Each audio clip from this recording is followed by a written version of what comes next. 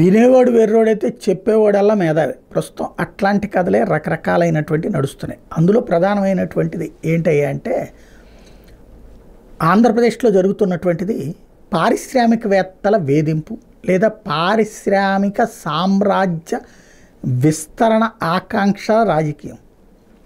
తెలుగుదేశం పార్టీకి సంబంధించినటువంటి వాళ్ళు అధికారంలో ఉన్నప్పుడు కొంతమంది పారిశ్రామికవేత్తలు లబ్ధి పొందుతారు. వైఎస్ఆర్ కాంగ్రెస్ పార్టీ అధికారంలో ఉన్నప్పుడు కొంతమంది పారిశ్రామికవేత్తలు లబ్ధి పొందుతారు. మరి వాళ్ళకి అంత లబ్ధి చేకూర్చినప్పుడు ఆ లబ్ధిలో భాగంగా ఈ పార్టీ లబ్ధి పొంది ఉండాల్సిందేగా, లేకపోతే ఎందుకు చేస్తారు? డైరెక్ట్గా ఒక వ్యక్తికి డబ్బులు ఇస్తే చట్టాలు పట్టుకుంటాయి, అదే ఒక సంస్థకి ఇస్తే చట్టాలు ఏం చేయవు. ఆ సంస్థల నుంచి లంచాలు తీసుకుంటే మామూలు తీసుకుంటే ప్రాబ్లం లేదు. ఇదంతా ఇప్పుడు ఎందుకు చెప్పాల్సి వస్తుందంటే విశాఖ డైరీ, వాస్తవంగా డైరీలు అనేది ఒకప్పుడు ప్రైవేట్వి, నిజమా? పచ్చి బూతు. డైరీలు ఒకప్పుడు ప్రభుత్వ రంగాన్ని సహకార సంఘాలవి, రైతులందరూ తలా ఇంతని చెప్పేసుకుంటే పుట్టుకొచ్చినటువంటివే ఆనాటి డైరీలు. కానీ క్రమంగా ఈ డైరీలు ముందు డైరీ పెట్టుకుని ఆ తర్వాత కాలంలో డైరీలు విస్తరించుకుని ఆ డైరీలు ఆస్తులు కూడా సమకూర్చుకున్నాయి. అంటే చిన్న చిన్న అదేదో అంటారు కదా, చీమ ఒక్కొక్క మట్టి రేణువు తీసుకొచ్చి చీమలన్నీ కలిపేసి ఒక గూడు కట్టుకున్న తర్వాత అందులోకి వచ్చి చీమల పుట్టల్లోకి పాములు వచ్చి చేరతాయంట, ఆ తర్వాత పాములు వచ్చి అందులో చేరతాయంటారు.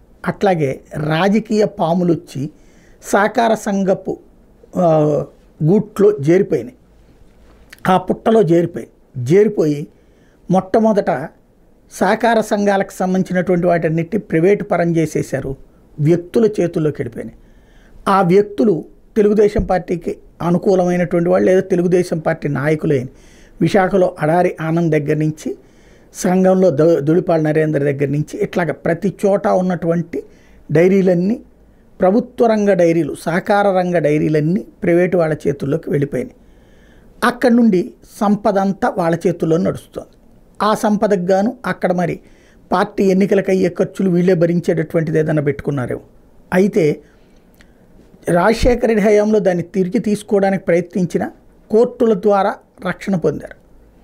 జగన్మోహన్ రెడ్డి అట్ట కాకుండా లాక్కునే ప్రయత్నమే చేశారు.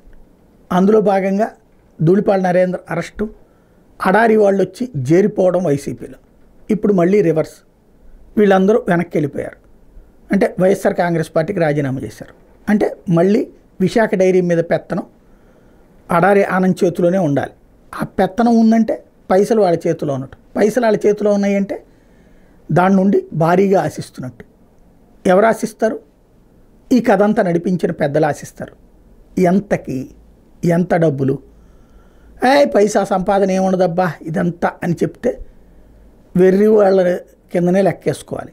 దాని వెనకాల బల్క్ ప్యాకేజీలే ఉంటాయి. ఏం జరుగుతుందో చూడాలి.